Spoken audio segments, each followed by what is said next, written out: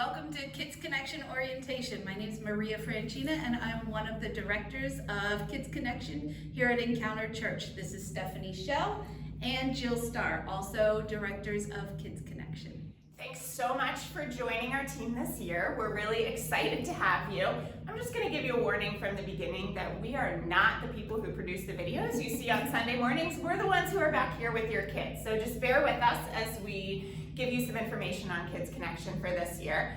The first thing that I want to talk to you about is just to remind you that we have three big goals for Kids Connection. We love the kids who come to Encounter Church. And so the first group of people that's really important to us is those kids and providing them with a fun and safe environment to learn about God. But that is not all that we do back here in Kids Connection. It's also really important to us that parents have a chance to go into worship and grow and learn themselves so that they can disciple their kids at home each week. That means that while we try really hard to keep kids in the rooms with you and learning and participating in the lessons, that also means that if what we need to do is walk a child around the lobby so that they will actually stay with us and their parents will go to church, that is what we will do. And we'll work on getting them into the classroom so that parents also have the chance to go and worship without a lot of distractions. The third group of people that's really important to us back here in Kids Connection is you. We appreciate that you are investing your time and your energy and your gifts to minister to the kids and the families at Encounter.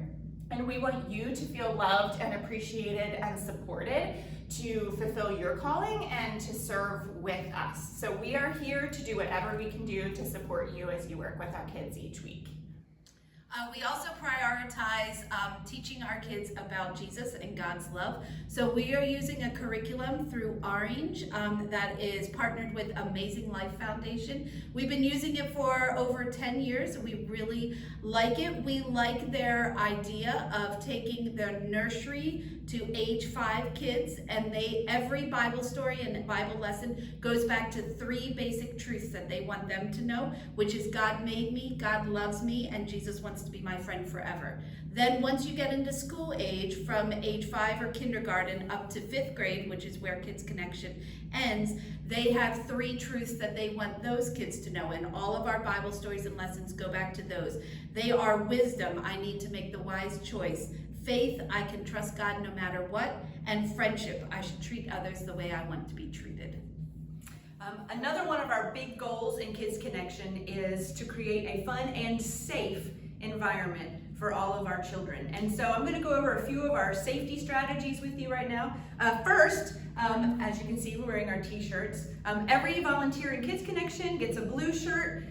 There's multiple reasons we wear those. Number 1, you don't have to think about what to wear on Sunday morning. It's a blessing. Number 2, you don't have to worry about getting your nice clothes dirty or snotted or whatever. But number 3, and most importantly, it helps the people coming into the Kids Connection area know that the adults and the leaders who are in the rooms are supposed to be there. It also helps them know if I have a question, I can find someone in a blue shirt. So it's super important that you wear your blue shirt every Sunday. You can have as many as you want, but please grab a blue shirt before you start. You will also check in with the name tag, has your name on it and which area you're serving in. That also helps families be able to relate to you better by knowing your name and where you belong. And we will show you on your first Sunday serving with us how you check yourself in to get your name tag. We also ask that when possible, there's not just one adult in a room with one child, or any children for that matter. We work really hard to have more than one person in each room. It does not always work out that way, but we also have other things in place to help with that safety. So we have windows in all of our doors, and we have open spaces in our nursery and toddlers.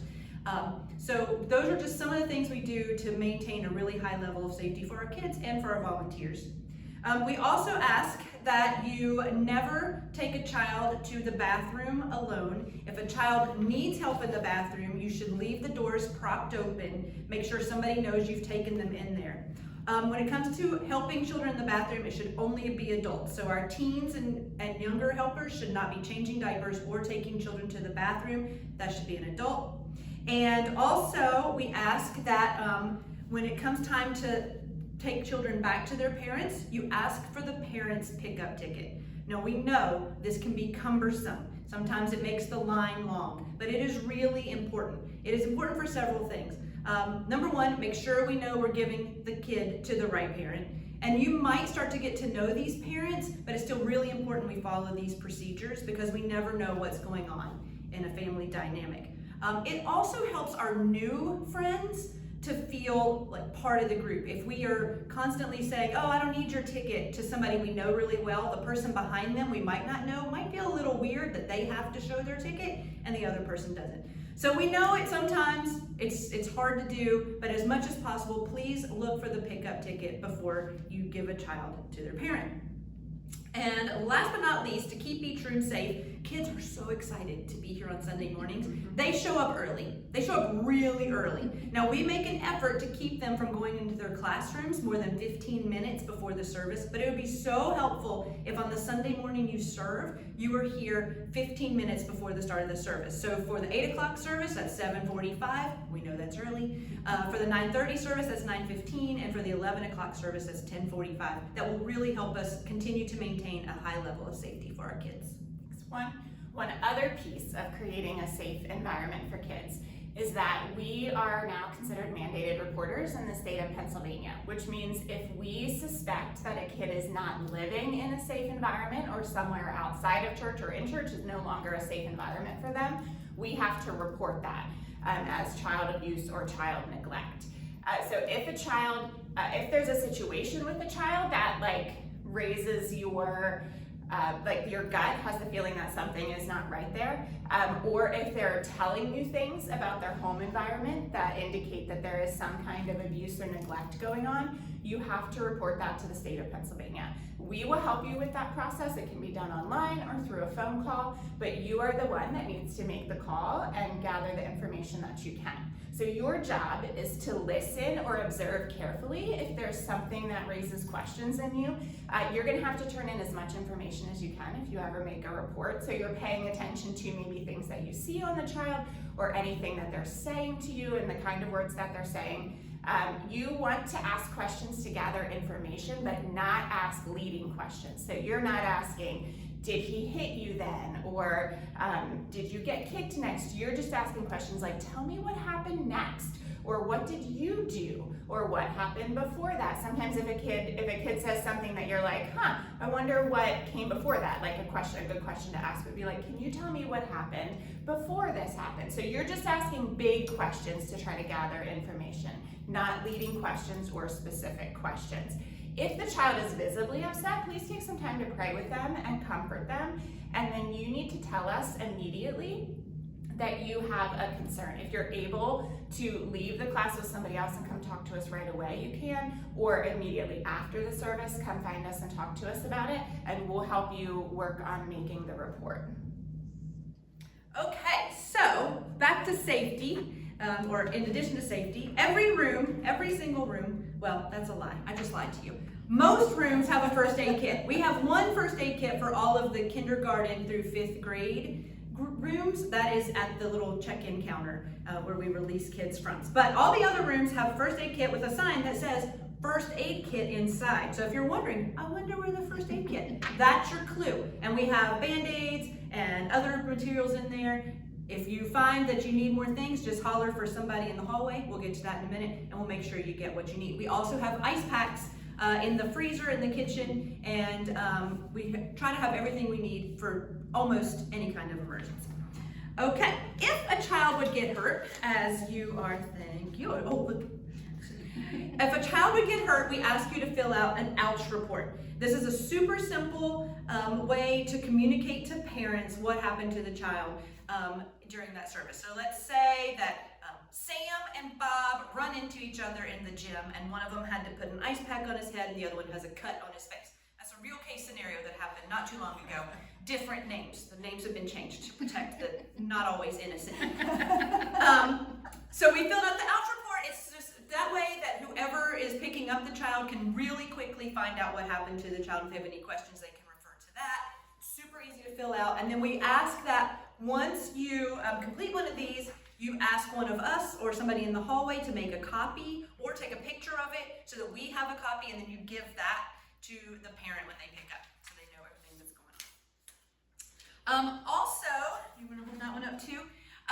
We welcome all children at Kids Connection, but we do have a few things we'd like to keep out of Kids Connection, and that's germs and sickness. So in every room, we have a little sign that says no bugs allowed, and it shows some of the things that if a child has any of these things going on, we prefer them not to come until they're better. It's things like a high fever, undiagnosed rash, lice, have vomited or had diarrhea within the past 24 hours with no known reason for that.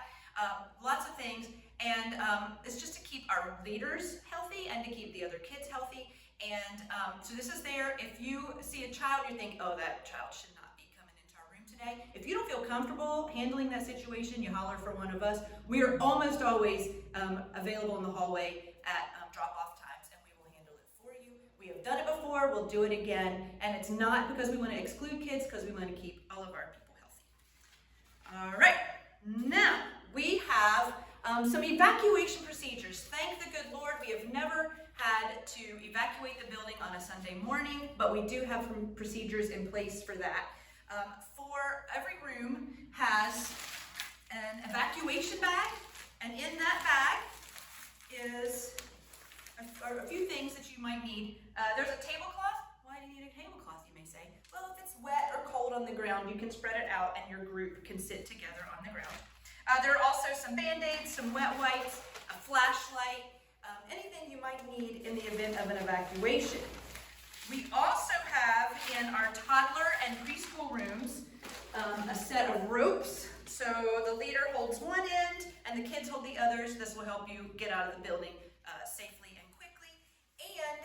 And in the nursery, we have a cart, or it's a crib that also acts as a cart. So you can put babies in there and roll them out of the building. We also ask that in the event of an evacuation, you grab your check-in sheet so we can have a good idea of what kids we should have with us when we get out of the building. We will ask parents in the event of emergency not to come to Kids Connection to get their children. We want to get everyone out as safely and as quickly as possible. And so we will all evacuate, my handy sign holder, we will evacuate to this pumping station right next to the Kids Connection entrance at the church. So like here's our church building and there's a little space here, and this little pumping station is where we will tell parents to meet each class to pick up their children. And we ask that you check your list and have parents pick up there. We hope and pray that we will never need those procedures, but we want to be prepared just in case.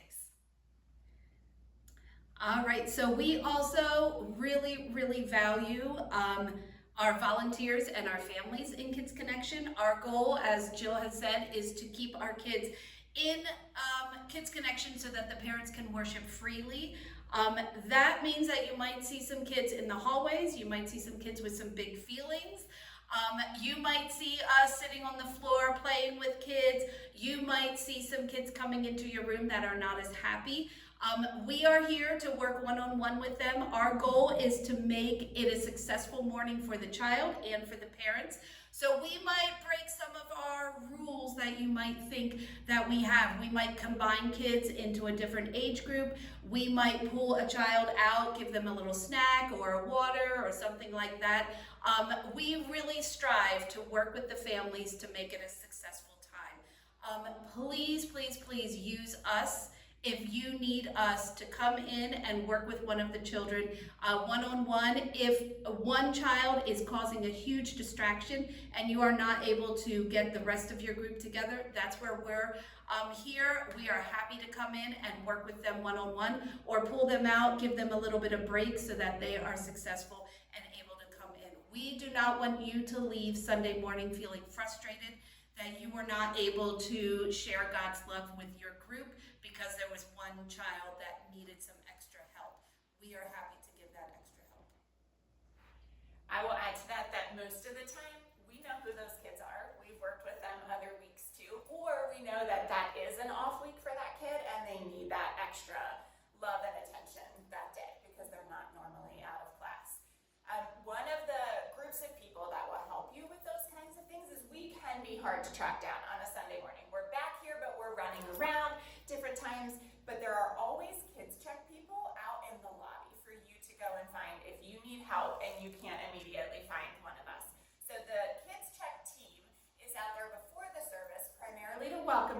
families and help them with check-in, because not only are you wearing a name tag, but all of the kids that come into the room should also be wearing a name tag.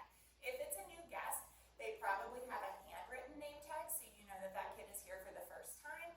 Otherwise, they'll have one of our regular, like, computer printed name tags. So the Kids Check team helps with that, but at least one Kids Check person is out in the hallway for the whole service, out in the lobby.